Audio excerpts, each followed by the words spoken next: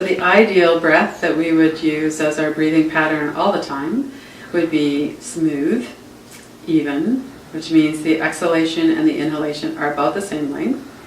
Nasal, through the nose, breathing through the nose, not through the mouth. And diaphragmatic. So the breath is smooth and even without any pauses, without any jerkiness. So let's talk about that first.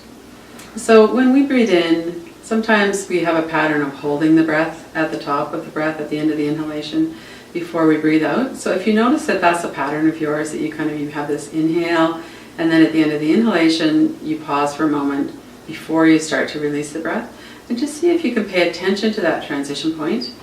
And at the end of the inhalation, let it smooth and move into the exhalation.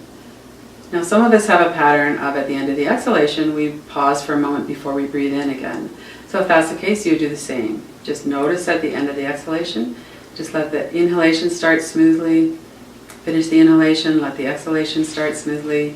And so the breath becomes this continuous wave or wheel. So we're just inhaling up, we're exhaling, releasing the breath, we're inhaling, we're releasing the breath.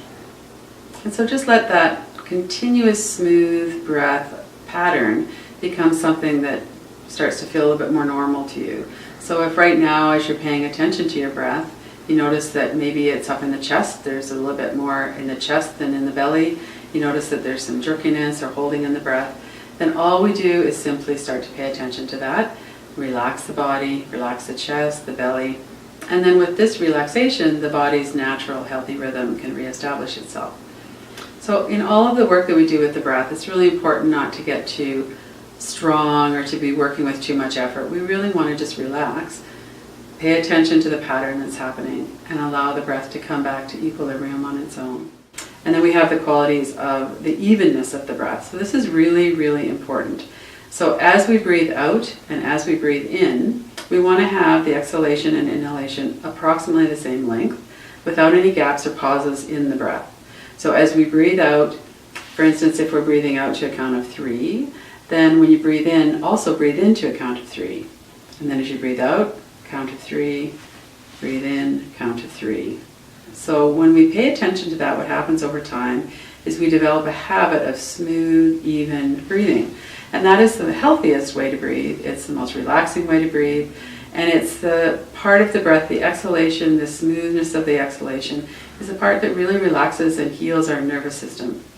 So for instance, if we're working with anxiety, if anxiety is an issue for you, then you're going to want to work with the even breath first until you get that really well established, the smooth, even, equal length of exhalation and inhalation through the nose, diaphragmatic breath. And then you can also start to extend the exhalation a little bit so that you're actually breathing out up to twice as long as you're breathing in. So don't do that before you get the regular diaphragmatic breath established. But once you do, then that can be another way to really work with the anxiety levels in the body, bringing you to a new baseline of calm and relaxation and allow the nervous system to really heal. Now, if you have more of a problem on the other side with depression, low energy, fatigue, that type of thing, then you're going to want to always keep your exhalation and inhalation about the same length.